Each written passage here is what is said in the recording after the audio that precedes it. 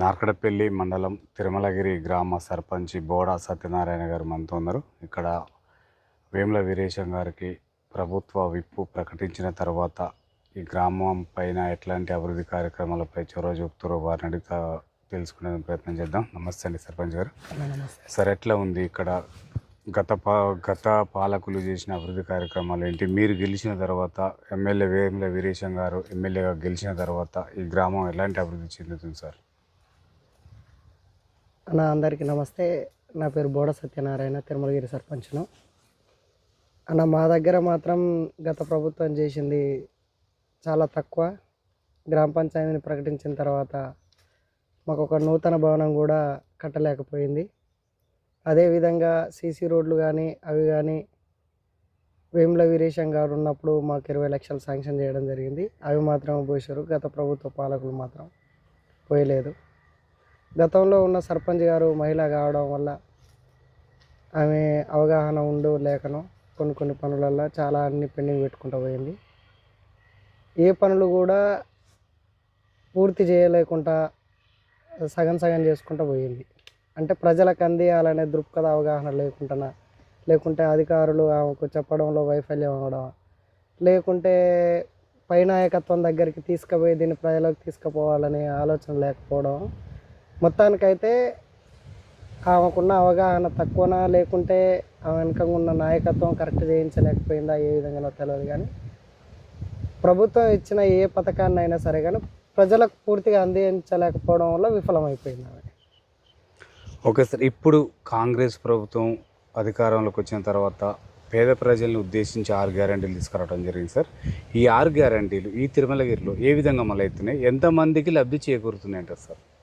Almost మా దగ్గర 196 గృహజ్యోతి పథకం, మన గృహజ్యోతి ఉంది కదా, ఫ్రీ కరెంటు 196 కన్జ్యూమర్స్ ఇస్తున్నాం మేము. అదేవిధంగా పెన్షన్స్ కూడా యాజ్ ఇట్ ఈజ్ కంటిన్యూ అవుతున్నాయి. అదేవిధంగా మాకు ఇప్పుడు ఇందిరమ్మ ఇండ్లు వచ్చేసి ఒక 6 శాంక్షన్ అయినాయి. 2 కట్టుకోలేదు, 4 అయితే సక్సెస్ఫుల్. 2 పూర్తి అయిపోయినాయి, గృహప్రవేశం చేశారు. ఇంకో 2 ఇప్పుడు కంప్లీట్లు ఉన్నాయి. అయితే ఆ రోజు మాకున్న 6 వస్తే 2 కట్టుకోలేకపోవడానికి కారణం ఏంటంటే వాళ్ళు ఫస్ట్ అర్హులే కానీ కొంత ఇబ్బంది వల్ల కట్టుకోలేకపోయారు. మహిళా సంఘం నుంచి కూడా 1,00,000 రూపాయలు ఇప్పిస్తామని చెప్పినాం. అన్నీ అయినప్పటికీ కూడా ఆ ఇల్లు కట్టడం నా వల్ల కాదయ్యా అని చెప్పేసి చేతులు ఎత్తేసారు వాళ్ళు. ఇప్పుడు కట్టుకోవడానికి అర్హులైన వాళ్ళు సెకండ్ ఫేజ్లో, అంటే మేము ఫస్ట్ ఫేజెస్లో ఆలోచించింది ఏంటంటే ఎమ్మెల్యే గారి దృష్టికి తీసుకుని పూరి గుడిసె ఉండి పెంకులు ఇల్లు ఉన్న వాళ్ళకే ఫస్ట్ బేసిస్లో ఆలోచించి ఇచ్చేసినాం. వాళ్ళు 6 అర్హులు, 6కి అట్లాంటి వాళ్ళకే ఇచ్చినాం. ఇల్లు లేని వాళ్ళకి అట్లా చూసుకొని ఇచ్చినాం. ల్యాండ్ ఉంది. ఇప్పుడు నెక్స్ట్ మేము ఎమ్మెల్యే గారి దృష్టిలో పెట్టినాం, మాకు ఇన్ని కావాలి, ఇంతమంది ఉండరు, రేకులు ఇల్లు ఉన్న వాళ్ళు, ఒక ఇంట్లోనే 2 కుటుంబాలు 3 కుటుంబాలు ఇంట్లో వాళ్ళు, అట్లాంటి వాళ్ళు ఉండరు అని ఎమ్మెల్యే గారి దృష్టికి తీసుకుపోయినాం. ఆయన మీకు ఎన్ని అవసరం ఉంటే అన్ని ఇస్తా అని మాట ఇవ్వడం జరిగింది. మాకు టీడీపీ హయాంలో ఇక్కడ ల్యాండ్ అక్వైజేషన్ జరిగింది మా తిరుమలగిరిలో 3.5 ఎకరాలు. అది ఓన్లీ ఇందిరమ్మ ఇండ్ల గురించి, ఇండ్ల పట్టాల గురించే తీసుకోవడం జరిగింది. ప్లాట్లు చేసారు. అప్పుడు కొన్ని అనివార్య పరిస్థితుల వల్ల ప్లాట్ పంచడం కుదరలేదు. అక్కడే మళ్ళీ తిరిగి ఇందిరమ్మ ఇండ్లు కట్టియాలనేది మా ఆలోచన. అక్కడ ఎన్ని పడుతాయి సార్ ఇండ్లు? అప్రాక్సిమేట్లీ ఒక 30 దాకా పడతాయి. లబ్ధి మొత్తం ఆల్మోస్ట్ 30 ఇండ్లు కట్టిస్తే మాకు మళ్ళొక, నాకున్న అవగాహన మళ్ళొక తరం దాకా అయితే ఇండ్లు అడగారు అనేది మా అంచనా. ఓకే సార్, ఇక్కడ ఉచిత బస్సు ఎంతమంది మహిళలు దీన్ని వాడుకుంటున్నారు సార్? ఆల్మోస్ట్ వాడుకోలేని వాళ్ళు అనేటోళ్ళు ఎవరు లేరు. నార్కట్పల్లి మాకు ఇక్కడి నుంచి వెళ్ళి జూగూడెం దాకా ట్రావెల్ ఉండదు. మేము పోయేటప్పుడు ఏం చేస్తామనంటే ఓలో ఒకరు బండి మీద ఎక్కించుకోవడం, ఏ స్త్రీ ఏ మహిళ శుక్రవారం అంగడి పోవడం కానీ, లేదంటే చెరువుగట్టు పార్వతీ జడల రామలింగేశ్వరం గారిని దర్శనం చేసుకోవడం కానీ, ఇంకోరన్నా దూర ప్రయాణాలు చేసే వాళ్ళు కూడా ఆల్మోస్ట్ ఈ 1 or 2 ఇయర్స్లో ఫ్రీ బస్సును వాడుకోలేని వాళ్ళు అనేటోళ్ళు ఎవ్వరు లేరు సార్. ఇక్కడ గత ప్రభుత్వంలో ఉన్న ఎంపీటీసీలు కానీ, జెడ్పీటీసీలు కానీ, ఎంపీపీలు, సర్పంచ్ల పరిపాలన, ఎమ్మెల్యే గారి పరిపాలన, మాజీ ఎమ్మెల్యే గారి పరిపాలన ఏ విధంగా ఉంది? వాళ్ళు కూడా అనేకమైన పథకాలు తీసుకురావడం జరిగింది. అవి ఎంత మేరకు ఇక్కడ చెందిన అంటారు సార్? డబుల్ బెడ్రూమ్ కానీ మనం వాస్తవాలను ఒప్పుకోవాలన్నా సంక్షేమ పథకాల విషయంలో మాత్రం అందినాయి ఆల్మోస్ట్ అందరికీ. సరే మనం వాస్తవాలను ఒప్పుకోవాలి కాబట్టి సంక్షేమ పథకం విషయంలో మాత్రం అందినాయి. రైతు బంధు ఉంది, అది అందింది. ఇప్పుడు మా గౌరవ ముఖ్యమంత్రి గారు కూడా అదే పని చేస్తారు. అదేవిధంగా ఇప్పుడు మిషన్ భగీరథ మాకు ఇచ్చారు అన్న. ట్యాంక్ ఇంటింటికి ఇచ్చారు. నల్ల 19 లక్షలు పెట్టి మాకు ట్యాంక్ ఇచ్చారు, ఇంటింటికి నల్లాలు వేసారు. కన్స్ట్రక్షన్ కంప్లీట్ అయింది, కానీ జనాలకు అందియడంలో విఫలం అయిపోయారు. అంటే గ్రౌండ్లో సర్పంచ్ గారు. అంటే అప్పుడు దళిత బంధు ఇవన్నీ అందినాయి సార్ ఆ దళిత ప్రభుత్వం బంధు మీ దాకా ఏం రాలే? బీసీ బంధు, దళిత బంధు కూడా రాలే. సార్ ఇక్కడ కొన్ని చోట్ల సీసీ రోడ్లు కంప్లీట్ కాలేదంటున్నారు, అసంపూర్తిగా ఉన్నాయి, వేయలేదంటున్నారు. గత పాలకులు నిర్లక్ష్యమా లేక మీరు వచ్చినాక నిధులు రాలేవు అంటారా? అట్లేం లేదన్న. మేము వచ్చిన 6 months లోపే 3 months లోపే మాకు 10 lakhs ఇచ్చారు. ఫస్ట్ ఒక 5 lakhs ఇచ్చారు. మళ్ళీ మేము ఎమ్మెల్యే గారిని రిక్వెస్ట్ చేసుకోవడం వల్ల ఇంకొక 5 lakhs పెట్టిండు. 10 lakhs తోటే ఆల్మోస్ట్ కంప్లీట్ అయిపోయినట్టే. ఇంక ఉన్నాయి చిన్న చిన్న బజార్లు ఉన్నాయి, ఉన్నాయి కొన్ని చిన్న చిన్న బజార్లు. అంటే ఒక 10 meters 15 meters 20 meters అట్లా ఉన్నాయి. మనకు అక్కడ చిన్న ప్రాబ్లం ఏంటంటే ఒక సీసీ రోడ్ స్టార్ట్ చేసినాం అనుకో, దానికి లొకేషన్ కొడతారు. ఆ లొకేషన్ ట్యాగు 3 కంటే ఎక్కువ చేసుకుంటే కూడా కాంట్రాక్టర్కి ఇబ్బంది అయ్యిద్ది అనేది వాళ్ళ ఆలోచన. బిట్లు వైజ్గా చేయలేము. ఈ బిట్లన్నిటికి కూడా మళ్ళీ ఎస్ఎఫ్సి ఫండ్స్ నుంచి పెట్టుకొని పోయించుకోవచ్చు. ఈ సెంట్రల్ ఫండ్ నుంచి వచ్చేదానికి లొకేషన్ ట్యాగ్ ఇబ్బంది అవుతుంది అనేది ఒక అభియోగం ఉంది. సార్ ఇక్కడ డ్రైనేజీ వ్యవస్థ కరెక్ట్ లేదు, ఇంకుడు గుంతలు కావాలని చెప్పేసి అంటున్నారు ప్రజలు. దానిపైన మీకు ఏమన్నా అంటే ప్రజల దృష్టికి తీసుకెళ్ళారు? అట్లేం లేదు, డ్రైనేజ్ వ్యవస్థ పర్ఫెక్టే ఉంది. మాకు లాస్ట్ టైము మేము ప్రజాపాలన 99 రోజుల ప్రణాళికల మాకు ప్రజల నుంచి వచ్చింది ఒక బీసీ కాలనీలో ఒక సీసీ బెడ్. అది గత ప్రభుత్వం గత పాలకులు ఉన్నప్పుడు కూడా మా దృష్టిలో ఉండే. అడిగే ఏమైందనంటే పెచ్చులు వేలి వెళ్ళిపోయింది. అప్పుడున్న సర్పంచ్ గారికి ఎన్నోసార్లు విన్నవించుకున్నాం. నా దృష్టికి వచ్చింది, నేను వచ్చినాక గ్రామ సభల దృష్టికి వస్తే దాన్ని తీర్మానం చేసి వర్క్ స్టార్ట్ చేసినాక అక్కడి నుంచి వెళ్ళి చేసుకుంటూ వచ్చే క్రమంలో చిన్న ఇష్యూ వచ్చి అయిపోయినాం. అంతేగాని స్టిల్ నో అక్కడ మెటీరియల్ ఉంది, వర్క్ ఇన్కంప్లీటెడ్గా ఉంది. హాఫ్ కంప్లీట్ అయిపోయింది, ఇంకొక హాఫ్ ఉంది. అది ఒక 50 meters వరకే, ఓన్లీ అడుగు సీసీ బెడ్ మాత్రమే. సార్ ఇక్కడ విద్యా వైద్యం ఏ విధంగా అందుతుంది సార్? ఈ బడిబాట కార్యక్రమం ద్వారా మీరు ప్రభుత్వ పాఠశాల చేరే విధంగా పిల్లల తల్లిదండ్రుల మోటివేషన్ మీరు ఏ విధంగా చేస్తున్నారు? మొత్తం ఎక్కడ చూసినా ఇక ప్రైవేట్ బస్సులు మొత్తం కూడా విలేజ్లలో అవే తిరుగుతున్నాయి. అట్లా కాకుండా మీరు ఎట్లా ఉంది తల్లిదండ్రులకు సలహా సూచనలు ఏమి ఇస్తున్నారు? ఖచ్చితంగా అన్న, నేను ఈరోజు ప్రభుత్వ పాఠశాలలో చదువుకొని ఒక ఇంటర్ కంప్లీట్ చేసి మళ్ళీ ఆ నాలెడ్జ్తో ఒక సొంత మాకున్న ల్యాండ్లో కోళ్ళ ఫారం పెట్టుకోవాలి అంటే సొంత బిజినెస్ నాలెడ్జ్ ప్రభుత్వ పాఠశాలలో చదువుకుంటే జనరల్ నాలెడ్జ్తో పాటు మనకు సొంత ఓన్ డిసిషన్ తీసుకునే నాలెడ్జ్ ఉంటుంది. ప్రైవేట్ పాఠశాలలలో చదువుకుంటే మాత్రం బట్టి విధానం ఉంటుంది. ఎందుకనంటే నేను చూసినా కాబట్టి కళ్ళారా ఆ విధానాన్ని. నేను నాకున్న అవగాహన వరకు తల్లిదండ్రుల దగ్గరికి పోయి కూడా అదే చెప్తున్నా. మన దగ్గర మన పరిసర ప్రాంతాలలో పెరిగి మన గవర్నమెంట్ టీచర్స్, మన గవర్నమెంట్ నుంచి వచ్చే ఫుడ్స్ ఏదైనా సరే కానీ ఒక పిల్లగానికి పేద విద్యార్థి అయినా సరే, ఎవరైనా సరే, మధ్యతరగతి వ్యక్తి అయినా సరే పుట్టిన కానించాలు మొదలు పెట్టుకుంటే తనకు ఏదో ఒక ఉపాధి కల్పించేంతవరకు కదా మనకు ప్రభుత్వం నుంచి అన్నీ కల్పిస్తుంది. మనకు తల్లి గర్భం నుంచి మొదలుకుంటే మళ్ళీ తర్వాత ఆయన ఉపాధి ఏదో ఒక విధంగా ఉపయోగపడేంత వరకు కూడా ఒకవేళ ఉపాధి కల్పించాలి, ఆయన సరిగా చదువుకోలేకుంటే ఇంటర్మీడియట్ డిగ్రీలో ఇన్కంప్లీటెడ్గా ఉన్నా కానీ ఆయనకి ఎంతో కొంత ఎకరం 1/2 ఎకరం ల్యాండ్ ఉన్నా కానీ ఉపాధి హామీ ద్వారా కోళ్ళ ఫారము, గొర్రెల షెడ్డు, బర్రెల షెడ్డు వేసుకునే వసతులు ఉన్నాయి. మనకు గవర్నమెంట్ నుంచి వెళ్ళి మిడ్ డే మీల్స్ పెడతారు. ఇప్పుడు ఉదయం కూడా టిఫిన్స్, అల్పాహారం ఇవ్వాలనే ఆలోచనలో ఉంది ప్రభుత్వం. అన్ని మోటివేషన్ చేస్తున్నాం జనాలకు. అయినప్పటికీ కూడా వాళ్ళ దృష్టిలో ఏముందనంటే మా ఇంటి పక్కల ఆయన పిల్లగాడు 10,000 పెట్టి ఆయన అలా చదివించుకుంటాడు, నేను చదివించుకోలేను కానీ ఒక పోటీతత్వంతో అందులోకి పోతురు తప్పించి కానీ ఈ పోటీతత్వంతో పోయి వాళ్ళు ఎకనామికల్గా వీక్ అవుతారు తప్పించి కానీ వేరే విధానానికి పోతలేరు. మ్యాక్సిమం అయితే మేము జనాలను మోటివేషన్ చేసే విధానంతోనే ఉన్నాం. మా దగ్గర స్టిల్ ప్రైమరీ స్కూల్లో ఒక 6 members ఉంటారు. అందులో 2 గురుకులంకు పోయారు. 4th standard నుంచి 5th వచ్చేటప్పుడు గురుకులం సీట్లు రాసిపోయారు. మళ్ళీ 4 members ఉండరు. ఇంకా రావడానికి కూడా మా హెచ్ఎం గారితో నిన్న మొన్న ప్రయత్నాలు చేసినాం, కానీ జనాలు రిసీవ్ చేసుకుంటలేరు. సార్ ఇక్కడ అక్కడక్కడ ఈ వీధి దీపాలు కొంచెం పెండింగ్ ఉన్నాయి, అవి అంతరాయం కలిగిస్తున్నాయి కరెంటుకి అంటున్నారు. ఒక 2 చోట్ల ఫోన్లు కూడా పడతాయి అంటున్నారు సార్. అది మీరు ఏమన్నా ఏర్పాటు చేసే ఆలోచనలు ఉన్నాయి? అన్న మీరన్నది నాకు తెలిసి అయితే పోల్స్ అయితే వీధి దీపాల పోల్స్ ఏం లేవు మనకి. ఎందుకనంటే మనం లైట్స్ కూడా సమస్య ఉన్నాయి లేవు లైట్స్. ఎందుకంటే మనం ఏసీ కూడా 6 months కావట్లేదు. నేను వచ్చినాక ఏమంటే ఒక 40 లైట్లు తెచ్చి 40 పోల్స్కి వేసినాం. ఆల్మోస్ట్ సక్సెస్ఫుల్గానే ఉంది నాకున్న అవగాహన వరకు అయితే. సరే మీ దృష్టికి ఏ విధంగా వచ్చింది అనేది నాకు తెలియదు. అంటే కొంతమంది ఉంటారు కదా, ఎవరో ఒకరు చెప్పే పోల్స్ అయితే మాకున్నది ఏంటంటే ఒకటే ఒక లైను ఇండ్ల మీదంగా పోయింది. దాని మీద అప్లికేషన్ ఉందనంటే 99 రోజుల ప్రణాళిక గ్రామ సభ వేదికగానే చెప్పారు. అదొకటి మమ్మల్ని మార్చండి అని. అప్పుడు ఏఈ గారు ఉండరు, దాన్ని నోట్ చేసుకుర్రు. షిఫ్టింగ్ అనేది కాదు, ఇంపాసిబుల్. కొత్త లైన్ అయితే వేస్తాం. షిఫ్టింగ్కు మాకు బడ్జెట్ లేదు, పాతే చాలా పెండింగ్స్ ఉన్నాయి. షిఫ్టింగ్కు మాకు పాత లేవు అనే ఆలోచన ఉంది. సార్, ఇక్కడ నిరుద్యోగ యువతకి ఉపాధి కల్పన కోసం ఏదైనా జాబ్ మేళలు ఏర్పాటు చేసి ఎక్కడో ఒకడ ఉద్యోగం కల్పిస్తే బాగుంటుంది, ఎమ్మెల్యే గారు తలుచుకుంటే అయిద్దని చెప్పేసి కొంతమంది నిరుద్యోగులు అంటున్నారు సార్. దీనిపైన మీరు ఏమన్నా ఎమ్మెల్యే గారి దృష్టి తీసుకుపోయినా? ఇప్పుడు మాకు ఇక్కడనే దగ్గరలో సోలార్ ఉంది, సోలార్ పవర్ ప్లాంట్ ఉంది, అదాని సోలార్. అందులో అవసరం ఉంటుంది. నేను ఎన్నో సందర్భాలలో చెప్పిన మా గ్రామ యువకులకు కూడా కొంతమంది చేస్తున్నారు, అందులో కాంట్రాక్ట్ బేసిక్ ఏదో ఒక విధంగా చేస్తున్నారు. ఇప్పుడు నేను ఒక పౌల్ట్రీ ఫీల్డ్లో ఉన్నా, దీని నుంచి కూడా ఒక 4-5 యువకులను అక్కడ పెట్టేయడం జరిగింది. అదేవిధంగా మాకు తెలిసిన దశమి కంపెనీ ఇక్కడ దగ్గర మెడికల్ ఫ్యాక్టరీస్ ఉన్నాయి. ఇలాంటి వాటిని కూడా అట్నే మాకు ఇక్కడ జిందాల్ కంపెనీ ఉంది, హెరిటేజ్ ఉంది.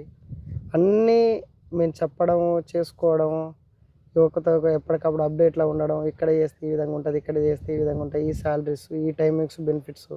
కామ్నేన్ కానీ మెడికల్ ఇన్స్టిట్యూట్ ఉంది, అందులో కూడా 10th కానించాలి మొదలు పెట్టుకుంటే ఇంటర్మీడియట్, డిగ్రీ, వివిధ రకాల ఏదైతే వాళ్ళ డిపార్ట్మెంట్స్ ఉంటాయో చదివేటి ఆ గ్రూప్స్ని బట్టి కూడా ఇక్కడ మాకు చాలా కంఫర్టబుల్గా ఉన్నటువంటి మండలం మాది. అంటే ఒక ఎలక్ట్రీషియన్ ఉండనుకో, ఓఎస్టీ వెళ్ళకపోతే ఎలక్ట్రీషియన్కి జాబ్ దొరుకుద్ది. అట్లా ఒక సిఈసి చేసినటువంటి వ్యక్తి ఇంటర్మీడియట్ కంప్లీట్ చేసి ఒక కంప్యూటర్ ముందర కూర్చోవాలనుకుంటే అవి కూడా మాకు కామ్నేన్ కానీ ఓఎస్టీఎల్ కానీ జిందాల్, హెరిటేజ్ ఇక్కడ దొరికే అవకాశం ఉంటుంది. అట్లా మేము ఎప్పటికప్పుడు యువత ముందు పెడుతున్నాము. ఒకవేళ ఇంట్రెస్ట్ ఉన్న వాళ్ళని కూడా మేము ఎమ్మెల్యే గారి దృష్టికి తీసుకుపోయి రిక్వెస్ట్ చేసి పెట్టిస్తున్నాం కూడా అక్కడ. ఓకే సార్, ఇక్కడ కోమటిరెడ్డి వెంకటరెడ్డి గారు ఇక్కడి నుంచే మంత్రిగా కొనసాగిస్తున్నారు సార్, ఇదే జిల్లా. అతని సేవలు ఈ గ్రామానికి ఏమైనా ఉపయోగపడుతున్నాయి అంటారు? అతని ఆధ్వర్యంలో అభివృద్ధి ఏమైనా చెందుతుందా? ఖచ్చితంగా మంత్రి గారి ఆధ్వర్యం వల్ల మాకు, నేను ఒక ఎస్సీ మాదిగ బిడ్డను, ఇక్కడ మాకు జనరల్ వచ్చింది. అయినప్పటికి కూడా నన్ను గుర్తించి ఈ పిల్లగాడైతే బాగుంటుంది, పార్టీని కానీ ప్రజల్లో కూడా ఉండు కాబట్టి అని చెప్పేసి మంత్రి గారు, గౌరవ ఎమ్మెల్యే గారు ఇచ్చిన డిసిషన్ ఇది, నాకు టికెట్ ఇవ్వడం. ఎంతకంటే ఏముంటుందన్న సార్, ఇక్కడ బ్రాహ్మణ వెల్లంల ప్రాజెక్టు ద్వారా అది పూర్తి అయితే ఈ తిరుమలగిరి గ్రామం ఏమన్నా ఉపయోగపడుతుంది, డెవలప్ అయిద్దంట? అయితే ఖచ్చితంగా ఇది మాకు బీవెల్లంల ప్రాజెక్ట్ ఓపెన్ అయితే ఇక్కడి నుంచి ఒక కెనాల్ ఉంది ఫర్ లాంగ్ డిస్టెన్స్లో. ఇక్కడి నుంచి అది వస్తే మాకు తక్కువ అంటే ఒక తక్కువ అయినా కానీ ఒక 200-300 ఎకరాలు ఇంకా అదనంగా, ఇప్పుడు ఒక 300 ఎకరాలు చిల్లర ఉంది బోర్ల మీద వర్షాధారం మీద ఆధారపడి. ఇంకొక 300-400 ఎకరాలు అని అంటే అదేమైందంటే మా రెవెన్యూ ఎండింగ్ నుంచి వెళ్ళిపోతుంది. అక్కడి నుంచి మేము ఏ విధంగా తీసుకున్నా కూడా ఇంకొక 300-400 ఎకరాలు ప్యాడీ అయ్యే అవకాశం ఉంటుంది, లేదంటే కూరగాయలు పండించే అవకాశం ఉంటుంది, వేరుశనగ ఇంకా రకరకాల పంటలు అన్నట్టు పండించే అవకాశం ఉంటుంది. సార్, ఇక్కడ గత ప్రభుత్వం ప్రవేశపెట్టిన ధరణి ద్వారా కొంతమంది భూములు కోల్పోయిన వాళ్ళు ఈ గ్రామంలో కూడా ఉన్నారు సార్. ఆ సమస్యలు ఇంకా క్లియర్ కాలేవు అంటున్నారు. అవును. అవి భూభారతి ద్వారా ఏమన్నా సెటిల్మెంట్ అయ్యే ఆలోచనలు ఉందన్న, కొంతమందికి అయ్యింది కూడా, ఇంకా ఉన్నారు. ఒక 6 గుంటల భూమి 8 ఏళ్ళ సంది కొట్లాడే రైతు. అంటే ఈ రైతుకు పాత పాస్బుక్లలో ఉంది, రిజిస్ట్రేషన్ డాక్యుమెంట్ ఉంది. అది ధరణి ఎప్పుడైతే వచ్చినప్పుడు ఇంకో పర్సన్ మీద పడ్డది. ఈయన దగ్గర అన్ని ఎవిడెన్స్ ఉన్నాయి. అంతకుముందు గతంలో ఉన్నటువంటి పహానీలు కానీ, ఆన్లైన్ పహానీలు కానీ, పాత పాస్బుక్లు కానీ, తను కొన్న రిజిస్ట్రేషన్ సేల్ డీడ్ డాక్యుమెంట్స్ కానీ ఇవన్నీ ఉన్నప్పటికి కూడా ఆయన మీద ఆయన ఉండు కదా, ఆయన భూమి తీసి ఈయనకి ఎక్కిస్తేందుకు ఎక్కేయలేకపోయారు. ఎవిడెన్స్ అన్నీ ఉన్నాయి కూడా ఫ్లెజ్డ్గా. ఇప్పుడు మళ్ళీ తర్వాత మా భూభారత్ వచ్చిన తర్వాత మేము అలాంటి భూమిని 2-3 రైతులకు సాల్వ్ చేసి అక్కడి నుంచి తీసుకొచ్చి యాజ్ టీజ్గా ఎవరెవరికైందో వాళ్ళకి సిట్ చేసి. సార్ గ్రామ సభ ద్వారా మీ ముందున్న సమస్యలు, మీ ముందుకు వచ్చిన సమస్యల్ని ఎలా పరిష్కరిస్తున్నారు మీరు? అన్న మాకు గ్రామ సభల ద్వారా వచ్చిన సమస్యలు మా చిన్న గ్రామం, ఒక 300-400 ఓట్లు, ఒక 600-700 జనాభా. మాకున్న సమస్యలు చాలా చిన్న సమస్యలు, పెద్ద ఏం కాదు. ఆ చిన్న సమస్యలను మేము దృష్టి పెట్టి ఎమ్మటే కంప్లీట్ చేసుకుంటున్నాం. చిన్న సమస్యలేమో పెద్ద మేజర్గా మేము ఎక్స్పెక్ట్ చేసి అంత మాకు ఒక కూడలి లాంటి, లేకుంటే ఒక జంక్షన్ లాంటి ఏరియాలు ఉండడం కానీ, లేదంటే ఒక బస్ స్టాప్ కావాలనో, లేకుంటే ఇట్లాంటి రిక్వెస్టెస్ ఉన్నాయి, ఏం లేవు అంత పెద్దగా. అంత జనాభా శాతం లేదు కాబట్టి చిన్న సమస్యలను మేము ఎమ్మటే మా దృష్టికి ఎమ్మటే వస్తే ఎమ్మటే క్లోజ్ చేసుకుంటున్నాం. సార్ ఇక్కడ మహిళా భద్రతతో పాటు గ్రామ భద్రత కొరకు మీ దగ్గర ప్రణాళిక ఏముంది? అన్న మహిళల విషయంలో మేము చాలా స్ట్రిక్ట్గా ఉంటాం అన్న. ఏ విషయం జరిగినా, ఏది జరిగినా కూడా మాకు పోలీస్ శాఖ వారు కూడా మాకు యాదయ్య గారిని ఇచ్చారు విలేజ్ ఆఫీసర్గా. ఆయన కూడా చాలా ఎక్స్పీరియన్స్ పర్సన్, ఏజ్ పర్సన్, మంచి గైడ్ చేసే పర్సన్. ఎవ్రీ మినిట్ మాకు ఏ విషయం జరిగినా, ఏది జరిగినా కూడా అప్డేట్లు ఉంటాడు. మహిళల విషయంలో కానీ, గ్రామ ఏదైనా ల్యాండ్ ఆర్డర్ విషయంలో కానీ, ఏదైనా విషయంలో కానీ ఎస్ఐ గారు కూడా మాకు అంతే సహకారంతో ఉంటాడు. ఏ విషయంలోనైనా సరే కొన్ని పార్టీ విభేదాలు ఏమి వచ్చినా కూడా వాటిని కూడా ఆయన పెద్ద దూరం పోకుండా ఇద్దరిని ఒకే దగ్గర కూర్చోబెట్టి చర్చించి సాల్వ్ చేసే పొజిషన్లో ఉంటాడు. అట్లాంటి ఆఫీసర్ ఉంది మాకు. సార్ గ్రామ భద్రత కొరకు సీసీ కెమెరా ఏర్పాట్లు ఏమన్నా చేశారా మీరు? సీసీ కెమెరా ఏర్పాట్ల గురించి మేము తీర్మానం చేసుకున్నాం. అయితే రిపేర్స్కి అడిగినాము. మాకు చిన్న గ్రామం కాబట్టి ఆ బడ్జెట్ పెట్టుకున్న ఓ 34,000 వేల ఖర్చు పెట్టుకుంటే మాకు దాని గురించి డొనేషన్స్ని ఆలోచిస్తున్నాం. గతంలో సీసీ కెమెరాలు పెట్టారు కానీ వాటిని వాడలేదట. గత ఉన్న సెక్రటరీ కానీ అయితే ఫిట్ చేసినాం కానీ వాడలేదని అన్నారు. మేము రిపేర్ మ్యాన్ పిలిపిస్తే అన్న ఈ రిపేర్ కావు, అవి లెన్స్ ఏవో సంథింగ్ ఏవో ఉంటాయి, అన్ని ఖరాబ్ అయిపోయినాయి, ఆ గ్లాసెస్ కూడా ఖరాబ్ అయిపోయినాయి, మీరు కొత్త వేసుకోవాలి అని చెప్పి దాని విషయంలో మేమైతే డోనర్ కోసం చూస్తున్నాం. ఇంకోటి ఏంటంటే మేము కూడా అతి త్వరలో ఈ 2-3 నెలల్లో మేమే సొంతంగా డబ్బులు ఖర్చు పెట్టుకొని అయినా చేయించుకుందామని ఆలోచన చేస్తున్నాం. సార్ ఇప్పుడు కాలం వచ్చేసింది రైతులకి, నాట్లు పోసి విత్తనాలు వేసే టైం. మీరు రైతులకు ఎలాంటి సలహా సూచనలు ఇస్తున్నారు? ఇప్పుడు ఎరువుల విషయంలో కానీ, ఈ నకిలీ విత్తనాల పైన కానీ మీరు వాళ్ళకు సలహా సూచనలు ఏమి ఇస్తున్నారు సార్? ఖచ్చితంగా మేము లాస్ట్ టైం మార్కెట్లో వడ్లు మార్కెట్ నుంచి పోతున్న టైంలోనే అప్పుడే మేము ఏఓ గారితో డిస్కషన్ చేస్తే ఆ రోజే వచ్చేసి ప్రభుత్వం నిర్దేశించిన ఏ అయితే విత్తనాలు ఉంటాయో ఆ విత్తనాలన్నిటిని కూడా గ్రూపుల్లో షేర్ చేసి రైతులకు కూడా చూపించి ఒక బోర్డు పెట్టి ఒక అవగాహన కల్పించినాం మార్కెట్లోనే. ఎందుకంటే రైతులు అంతా అక్కడనే ఉంటారు కాబట్టి ఒకే పంట మీద ఆధారపడకుండా రకరకాల పంటల మీద కానీ, కంటిన్యూగా ఒకటే భూమి మీద ఒకే రకం పంట కాకుండా వివిధ రకాల పంటలు వేయడం కానీ, మళ్ళీ తర్వాత ఆ ల్యాండ్ దాని వాతావరణం ఎట్లాంటిది, దానికి ఉన్న స్థితిగతులు ఎట్లాంటిది అనేది ఆ మట్టి పరీక్షలు కూడా తీసుకొని పోవడం జరిగింది. ఇక్కడి నుంచి ఒక కమిటీ ఫామ్ చేసి వాటి గురించి కూడా మన దగ్గర ఎన్ని రకాల భూములు ఉన్నాయి, ఆ భూములకు ఏ పంటలు అయితే అనువుగా ఉంటాయి, రైతులకు తక్కువ పెట్టుబడి పెట్టి ఎక్కువ లాభదాయకమైన పంటలు ఏ విధంగా వాటి మీద కూడా మేము దృష్టి పెట్టుకున్నాం. రైతులని కూడా మేము రిక్వెస్ట్ చేసేది ఒక్కటే, మీ వేదిక కూడా ఒకసారి ఒక విత్తనం నాటుకున్న రైతు మళ్ళీ తర్వాత క్రాప్ మార్చుకోవడం వల్ల బెటరు. ఎందుకనంటే దాని నుంచి వచ్చే రోగాలు కూడా, దాని నుంచి వచ్చే రకరకాల వ్యాధులు కూడా మళ్ళీ అదే పంటకు సోకే అవకాశం ఉంటుంది కాబట్టి, లేదంటే క్రాప్ సీజన్లో ఉన్నప్పుడు మళ్ళీ క్రాప్ అయిపోగానే మినుములు లేకుంటే జావలు అట్లాంటివి వేసుకుంటే కూడా బెటర్గా ఉంటుందని చిన్న ఏ అయితే మన చిన్న పదార్థాలు ఏ అయితే ఉంటాయో మనం తినేటి అలాంటి ఆహార ధాన్యాలు లాంటి పంట సాగు చేయడం వల్ల 40-45 రోజులు అది కూడా బెటర్గా ఉంటుందని రైతులకు చెప్పడం జరిగింది. ఇంకోటి ఏంటంటే మన దగ్గర ఎక్కువ శాతం మా తిరుమలగిరి గ్రామం అయినా సరే, చుట్టుపక్కల ఉన్న గ్రామాలైనా సరే, ఇక్కడి నుంచి వెళ్ళి కూరగాయలకు నార్కట్పల్లికి పోయి తెచ్చుకుంటాం. మా అందరికీ ఆల్మోస్ట్ బోర్లు ఉన్న వాళ్ళే ఉంటారు. అరెకరం అయినా అర్ధెకరం పావుగుంటైనా పారించుకునే రైతుండు. ఆయనకు మేము చేసే రిక్వెస్ట్ ఏంటంటే అక్కడనే ఒక టమాటానో లేకుంటే బెండకాయ కూరగాయలు వేసుకుంటే మనం ఎక్కువ మార్కెట్ మీద ఆధారపడకుంటుండడం వల్ల మనకు డిమాండ్ శాతం అనేది తగ్గడం వల్ల మనకు ఈ కూరగాయల డిమాండ్ ధరలు పెరగడం కూడా తగ్గుద్ది. మనం ఎక్కువ పండించే రైతే పోయి కొనుక్కుంటే డిమాండ్ ఎక్కువ పెరుగుద్ది అనేది కూడా అవగాహన కల్పించినాం. ఎరువుల విషయంలో కూడా అధిక మోతాదులో వాడకుండా తక్కువ మోతాదులో వాడేటట్టు దుక్కి మందులే కానీ, యూరియానే కానీ, ఫర్టిలైజేషనే కానీ, ఇంకేదైనా కానీ స్ప్రే చేసేటప్పుడు ఏదైనా కానీ తక్కువ మోతాదులో వాడుకునేటట్టు, దాని రోగాన్ని ముందే గుర్తించుకునేటట్టు, ఏ సిమ్టమ్స్ కనిపిస్తే దీనికి ఏ వ్యాధి సోకింది అనేటట్టుగా ఏఈఓ గారు కానీ ఏఓ గారు కానీ ఇక్కడ ఉన్న రైతులకు అవగాహన సదస్సు కల్పించి పెట్టడం జరిగింది. ఓకే సార్, మీరు చెప్పినట్టుగా మేము కూడా రైతులను అడిగినాం సార్. అడిగితే ఈ పంట మార్పిడి విషయంలో అందరూ ముందుకొచ్చిన సిద్ధంగా ఉన్నారు. కాకపోతే కోతుల భయం బాగుంది సార్ ఇక్కడ. ఈ వరి తప్ప వేరే ఏ పంటనేసినా కూరగాయలు వేసినా కూడా కోతులు మందలకు మందలే వస్తున్నాయి అంటున్నారు. దానిపైన ఎమ్మెల్యే గారు ఏమన్నా చర్యలు తీసుకోబోతున్నాడా? లేదన్న, మా దగ్గర కోతుల బెడద అనేది తక్కువ ఉంది. మిగతా గ్రామాలతో పోల్చుకుంటే మా దగ్గర తక్కువ ఉంది. కానీ ఆ విషయంలో కూడా మేము ఎందుకని అంటున్నాం అంటే తక్కువ ఉంది అనడానికి కారణం ఏంటంటే మాకు ఇక్కడ నియర్ బై ఏమో మాకు తుమ్మలగూడెం, ఇక్కడ మాండ్ర, ఇక్కడ నెమ్మాని, ఈ రెవెన్యూ పరిధిల నుంచి వెళ్ళి మాకల్లి కోతులు రావు. అక్కడ పండ్ల మొక్కలు ఉంటాయి ఎక్కువ, అక్కడ దాకా వచ్చి స్టాప్ అయిపోతాయి. ఒకవేళ ఇక్కడికి వచ్చినా కూడా కోతుల బెడద ఉందని ప్రజలు మా దృష్టికి తీసుకొస్తే అవసరమైతే వాటిని పట్టి మళ్ళీ తీసుకుపోయి ఫారెస్ట్ ఏరియాలో వదలడం, లేకుంటే వాటిని ఇంకే విధంగానైనా డైవర్ట్ చేయడం, ఆ ప్రయత్నం అయితే చేస్తామన్న ఖచ్చితంగా. సరే, ఈ గ్రామంలో ఉన్న నిరుద్యోగ యువతకి లైబ్రరీ ఏమన్నా మీరు ఏర్పాటు చేసే ఆలోచనలు ఉన్నాయంటారా? ఖచ్చితంగా అన్న, అది మాకు గతంలో కూడా యువకులు 1-2 సందర్భాలలో అడగడం జరిగింది. లైబ్రరీ అరేంజ్ చేయాలంటే గ్రంథాలయం కట్టియాలి కాబట్టి మేజర్గా మేము అనుకున్నది ఏంటంటే నూతన గ్రామ పంచాయతీ భవనం కట్టిన తర్వాత దానికే ఒక డోర్ పెట్టి అందులో ఉన్న ఒక ప్లేస్ని ఇవ్వడమా, లేకుంటే స్కూల్లో ఉంది మాకు ఇప్పుడు ప్రైమరీ స్కూల్, తక్కువ మెంబర్స్ ఉంటారు, అందులోనే అంగన్వాడీ సెంటర్ ఉంది.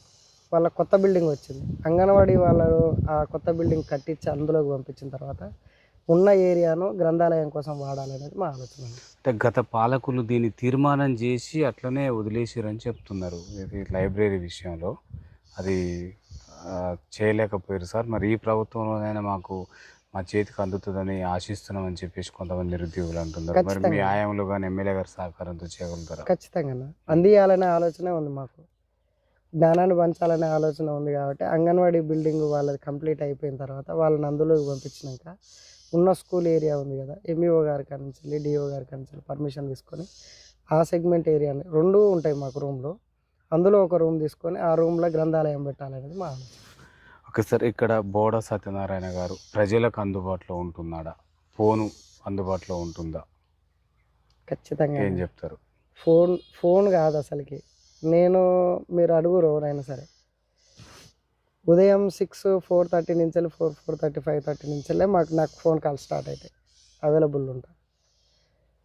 నా వృత్తిరీత్యా ఇక్కడనే ఉంటా కాబట్టి ఈ పని చేసుకొని నేను మళ్ళీ ప్రజల్లోకి వెళ్ళిపోయి ఏ పంచాయతీ ఉన్నా ఏది ఉన్నా కానీ ఏదైనా సమస్య ఉన్నా దాన్ని అక్కడ గ్రౌండ్లోకి పోయి తెలుసుకొని ఫోన్ 99%, 100% ఫోన్ విషయం వల్ల డోకా ఉండదు. ఏదైనా మీటింగ్ ఉంటే లేకుంటే ఎవరితోనన్నా మాట్లాడుతుంటే ఆఫీసర్స్తో ఎత్తకపోవడం తప్పించి ఆఫ్టర్ అక్కడి నుంచి బయటకు వెళ్ళిన తర్వాత ఎమ్మటే ఫోన్ చేసి మాట్లాడుతాను ఎవరైనా సరే. సరే, ఇక్కడ పాలక వర్గంలో ఉన్న వార్డు మెంబర్లు కానీ ఇక్కడ ఉన్న ఉప సర్పంచ్ గారి సహకారాలు మీకు ఏ విధంగా అందుతున్నాయి? అభివృద్ధి కార్యక్రమంలో ఏ విధంగా ఉంది సార్ వాళ్ళ పనితీరు? అన్న, ఇదొక్క విషయం వల్ల నేను బాధపడుతున్నాను. ఎందుకంటే నా ప్యానల్లో మా 6 వార్డులు, నా ప్యానల్లో 2 వార్డు మెంబర్లు గెలిచారు. బీఆర్ఎస్ పార్టీ నుంచి 4 వార్డు మెంబర్లు ఉండరు. వాళ్ళకు ఏమైందంటే అందులో అవగాహన రాహిత్యం తక్కువ ఉంది, కొంత రాజకీయ అవగాహన రాహిత్యం. ఉప సర్పంచ్ గారికి కూడా, మహిళా ఉప సర్పంచ్ గారు, వారికి కూడా రాజకీయ అనుభవం కానీ ప్రజల సమస్యల మీద పోరాడాలనే పట్టినత్వం కానీ లేదు. సమస్యల గ్రౌండ్లోకి పోయి ఏంది సర్పంచ్ గారి దృష్టికి తీసుకుపోదాం, అధికారుల దృష్టికి తీసుకుపోదాం అనే ఆలోచన తక్కువ ఉంది. ఉన్న వార్డు మెంబర్లకు కూడా ఆ ప్రజలకు ఎక్కడ పెడితే ఏ విధంగా ఉంటే ఏ భవనం ఎక్కడ అందిస్తే మనకు అందుబాటులో ఉంటుంది, వేస్ట్ ఆఫ్ ల్యాండ్ని ఏ విధంగా యూజ్ చేయాలి, యూజ్ ఆఫ్ ల్యాండ్ను ప్రజలకు ఏ విధంగా అందియాలి, లేకుంటే ఒక భవనం వస్తే ఆ భవనాన్ని ఎక్కడ కడితే మనకు అందుబాటులో ఉంటుంది అనేది ఉపయోగించాలని ఆలోచనలో వీకర్స్ వాళ్ళు. ఆ క్రమంలో కొంత డిస్టర్బెన్స్ వస్తుంది వాళ్ళతో. ఎట్లా మరి సమస్యల పరిష్కారం ఏ విధంగా అయితే మరి అట్లా ఉన్నప్పుడు మీ ఒక్కరితోటి ఎట్లా సాధ్యమైతే అంటారు? అదే అన్న, ఫస్ట్ నేనేం చేస్తానంటే జనరల్ బాడీలో వార్డు మెంబర్లతో ఒక సర్పంచ్ గారితో డిస్కషన్ చేస్తున్నాను 1-2 సార్లు. వాళ్ళకు కొంత అర్థమయ్యే రీతిలో నేను చెప్పడం జరుగుతుంది. కూడదు అనుకున్నప్పుడు ఆ సమస్యను గ్రామ సభలో పెట్టి ప్రజల తీర్పుకే వదిలేస్తాను. వాళ్ళు ప్రజా తీర్పు చూస్తే అటే నేను నిర్ణయం తీసుకుంటాను. ఓకే సార్, మిమ్ముల గెలిపించిన ఈ గ్రామ ప్రజలకి ఏం చెప్పాలనుకుంటున్నారు? ఎందుకంటే వాళ్ళు ఎన్నో ఆశలతోటి మిమ్మల్ని గెలిపించారు గ్రామాభివృద్ధి కొరకు. ఈ పలానా బోడ సత్యనారాయణ గారు అయితే చేయగలుగుతాడని ఎమ్మెల్యే గారు కానీ మంత్రి గారు కానీ ఏరి కోరి మిమ్ముల గెలిపించిన ఈ ప్రజలకి మంత్రి గారికి కానీ ఎమ్మెల్యే గారికి ఏం చెప్పాలనుకుంటున్నారు?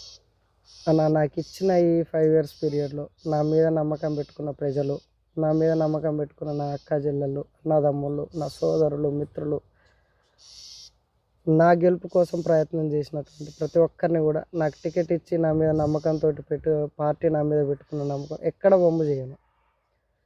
నా మీద ఎలాంటి ఆశలు అయితే పెట్టుకుర్రో వాటిని అన్నిటిని కూడా సక్సెస్ఫుల్గా కంప్లీట్ చేసి నా పదవి కంప్లీట్ అయిపోయేలోపు మళ్ళీ వాళ్ళతో గుడ్ లీడర్ అనిపించుకొని మళ్ళీ ప్రజలలోకి వచ్చే ప్రయత్నమే చేస్తా తప్పించి కానీ ప్రజల నుంచి దూరం పోయే ప్రయత్నం చేయను.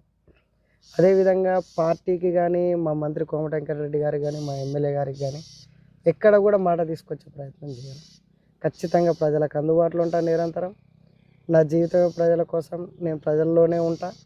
నా జీవితానంతరం కూడా నేను ఒకవేళ నా సోల్ ఎక్కడన్నా ఉండదంటే ఈ తిరుమలగిరి ప్రజల్లోనే ఉంటుంది అనేది నా అభిప్రాయం.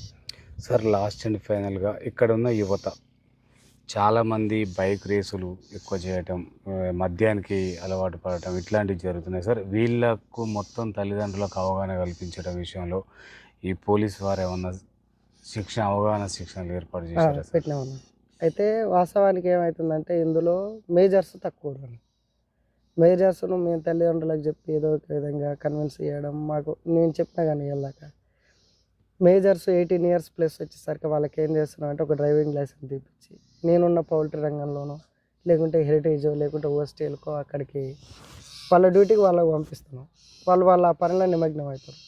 మైనర్స్ 10th బిలో ఉండే పిల్లలు ఇలాంటి యాక్టివిటీస్కి అట్రాక్ట్ అయిపోయి ఇలాంటి కార్యక్రమాలకు ఉన్నప్పుడు ఫస్ట్ మేము వాళ్ళ పిల్లల కంటే ఎక్కువ తల్లిదండ్రులకు అడ్వైజ్ చేస్తున్నాం. ప్లస్ అది కాదు కూడదు అనుకున్నప్పుడు మా గ్రామ పంచాయతీ ముందరనే గతంలో క్రాంతి కుమార్ ఎస్ఐ గారు ఉన్నప్పుడు ఒక అవగాహన సదస్సు పెట్టి అందరి తల్లిదండ్రులందరినీ పిలిపించి అక్కడనే ఒక అవగాహన సదస్సు పెట్టి డ్రగ్స్ మీద, బైక్ రేసింగ్ మీద, ట్రిపుల్ రైడింగ్ మీద, లైసెన్స్ లేకుండా డ్రైవింగ్ చేస్తే రోడ్డు ప్రమాదాలకు గురి అయితే తల్లిదండ్రులు ఏ విధంగా ఒక కడుపు కోతకు ఫీల్ అయిపోతారు. ఈ వీధులలోనే మన రేసింగ్ ఎక్కువ చేసుకుంటా ఒక హీరోయిజం ఫీలింగ్తో తోలేటని అలాంటి వాటికి అట్రాక్ట్ అయినట్టు ఏ విధంగా వాళ్ళని మోటివేట్ చేయాలి, ఎడ్యుకేషన్ వైపు ఏ విధంగా తీసుకుపోవాలి, తల్లిదండ్రుల వైపు ఏ విధంగా తీసుకుపోవాలి, అదేవిధంగా సమాజాన్ని ఏ విధంగా గౌరవించాలి, ఉపాధ్యాయులను సమాజాన్ని ఏ విధంగా గౌరవించాలి, సంఘంలో ఏ విధంగా బతకాలనేది అవగాహన మేము పెట్టడం కల్పిస్తున్నాం కూడా. అది నిరంతర ప్రక్రియ. మాకు ఎట్లా స్పందన ఏ విధంగా ఉంది సార్? తల్లిదండ్రుల కాంచి కానీ విద్యార్థుల కాంచి కానీ ఎట్లా ఉంది? కొంతమంది దగ్గర ఏంటంటే పిల్లల మీద ఉండే విపరీతమైన ప్రేమానురాగాలు వాళ్ళను తప్పుదోవ పట్టిస్తున్నాయి. వాస్తవానికైతే వాళ్ళకున్న ప్రేమాభిమానాలతోటి వాళ్ళు డైవర్ట్ అయిపోతారు. మా పిల్లగాడు ఇది తప్పు చేస్తుండు అని సమాజం నుంచి ఒక వాయిస్ వచ్చినప్పుడు ఒక పెద్ద మనుషుని ఇలాంటి ఆయన అలాంటి అని చెప్పి కొంతమంది తల్లిదండ్రులు, అందరు కాదు, కొంతమంది తల్లిదండ్రులు వాళ్ళు అనేది మా పిల్లగాడు ఒకటే చేస్తున్నా, వీడెట్టలేడా వాడెట్టలేడా అని చెప్పడం. అంటే తప్పు జరుగుతుందని దాన్ని వాళ్ళు ఏమనుకుంటారంటే వాళ్ళు వేరే విధంగా ఫీల్ అయిపోతారు, అన్యోన్యతగా ఫీల్ అయిపోతారు అన్నట్టు. దాన్ని రిసీవ్ చేసుకొని అయ్యా మీరు చెప్పారుగా మేము ఇంకోసారి ఆ డిస్టర్బెన్స్ రాకుంటుంటాం అని ఆ కోణంలో వాళ్ళు అర్థం చేసుకోవడానికి కొంత అది లేకుండా ఉందన్నట్టు. అది రిసీవ్ చేసుకునే గుణం లేకుంటుంది కొంతమంది దగ్గర. 50%, 60% జనాలు రిసీవ్ చేసుకొని కంట్రోల్లో పెట్టుకునేటోళ్ళు ఉంటారు. ఎవరో ఒకరు 2-3% జనాలు గిల్టీగా ఫీల్ అయిపోయి మా పిల్లగాడు ఒక్కడే ఉండా అనే కోణంలో వాళ్ళు చేస్తారు. వాళ్ళని కూడా మేము అడ్వైజ్ చేస్తున్నాం పర్సనల్గా. ఇంటికి పోవడం లేకుంటే పని కారణం ఏమన్నా ఒక తాట కలిసినప్పుడు అడ్వైజ్ చేస్తున్నాం.